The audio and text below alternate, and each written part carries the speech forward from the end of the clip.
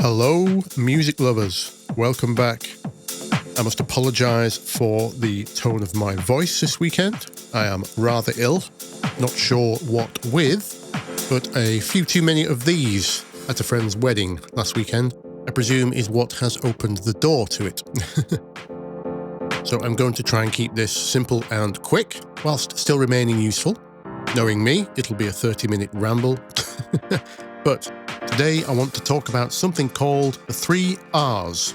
The 3 R's are an easy-to-remember, universal solution to many of the common problems you producers are facing.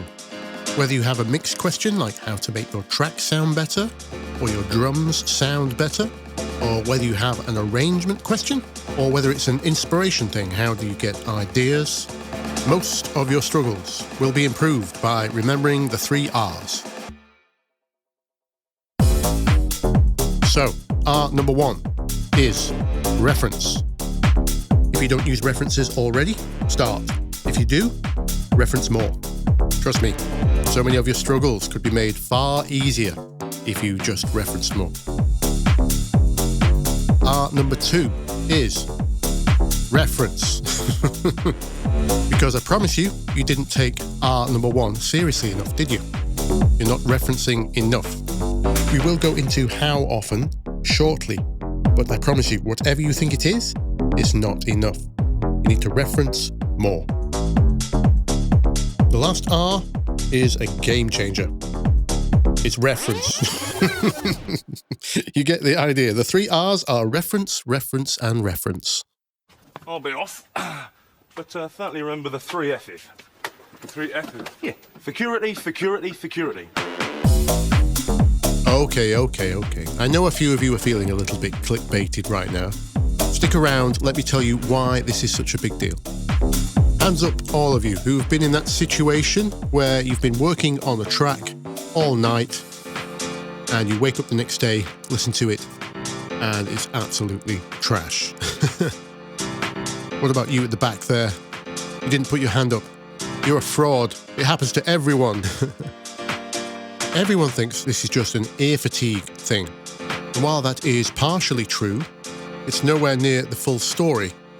The crucial fact you need to be aware of is that the ears and brain will adjust to their environment in as little as 20 minutes.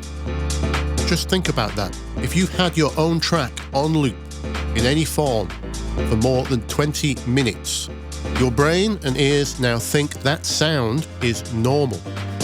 And this goes for most aspects of the music. That groove is now fine. That kick drum is loud enough. That hi-hat is bright enough. So many aspects of your track, not just the sound profile, your brain is now normalized to. So, if you were to take away one thing from this video, please know that if you are not referencing something else at least every 20 minutes, then your ears have lost their aural compass and are in desperate need of a refresh.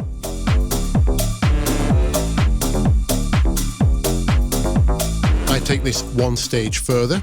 In my professional work, the referencing starts before the track begins. Referencing before making your track will give your ears and brain an aural goal to aim for. And it's much easier to do it this way round rather than trying to convince your brain, once it's been listening to your track first, that you need to aim for something else. So many of you have been shocked to find out that I don't even use compressors in my music, or barely use them anyway, that I don't master my music before releasing, and very little EQ going on as well. And I always reply, it's because the sound selection was good in the first place. If you get the sounds right at the start, you don't need to force them to fit. And the reason the sound selection is good is because I started with the reference first. So every time I'm trying to pick a kick drum, or clap, or synth sound, or bass, or even judging bass level, it's because I have referenced beforehand, so I know what I'm looking for. I have an aural imprint which I am aiming for. Now, to those of you who might be thinking, I'm just an extreme example of this because I'm a professional, it's my day job. Of course you do it so often. This is just one of those pieces of YouTube advice that doesn't really apply to your everyday bedroom producer. I'm going to argue the opposite. I'm going to double down on this advice and suggest you need to be doing this even more than me. Look at this photo. This is my studio. You do not have my studio. You do not have my experience or my ear education. The fastest way you're going to catch up is listening to more references and practicing trying to match them. This is where a majority of your ear education will come from.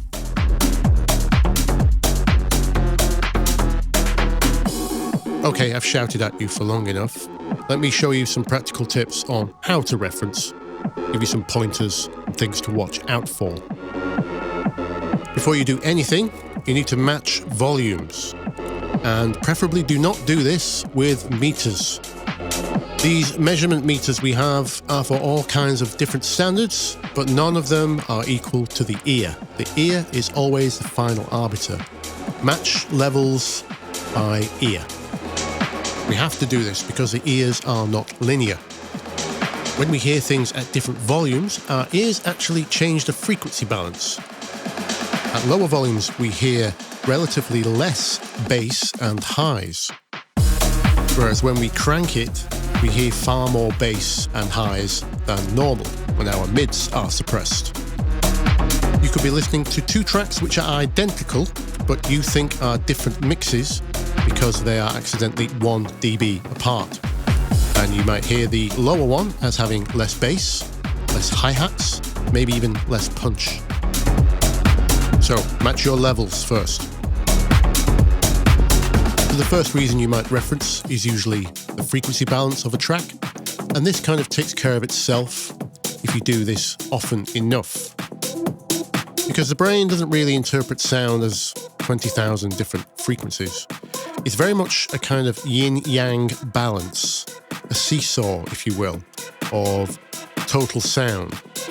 And too much in the highs will make you feel like you have too little in the lows, etc. So there's always this balance, and referencing will kind of take care of that. One thing you might need to be more conscious of, however, though, is parts balance, as in the elements of the track. Like, how loud really overall is the kick drum versus the hi-hats, or the lead synth, or the vocal? That's something you're going to have to consciously listen for, what we call active listening. One way to help your ears start to pay attention to that kind of thing is to start varying your output volume control. Hopefully you have some kind of master volume control to hand for your speakers or headphones. If not, you can use the master fader on the software, but you want to be listening at a range of volumes. Remember I said earlier how the ears are not linear? Well, a great way to check the level of a vocal, for example, is to turn your speakers down quite far, and you'll be able to hear if the lyrics survive. One thing to watch out for is if you are trying to judge bass of your track versus another, you're going to want to match the key quite closely. If you haven't seen my video yet on how key affects bass, just be aware the lower you go, the further those frequencies get spread out. If you're referencing a track that seems to have a lot in the 50 Hz region, and yours doesn't, it might just be because their track is in the key of A. Another tip I would give is listen in mono. Put the reference in mono, put your track in mono. So many stereo sounds are completely extraneous. It's just adding to the confusion, especially if you are new to active listening. Just make your life easier, just listen in mono. As a bonus, your mixes will turn out better too, as mono compatibility is essential for dance music. And one last tip to help your ears just kind of zoom in, if you will. You can use a tool like the free Isolate to solo useful frequency bands. Like, I like to listen to everything below 80 Hertz. Try my track versus the reference down there. Are they grooving the same? Do they have the same amount of energy? And the same for other bands like 80 to 200 for the low mids, etc., etc.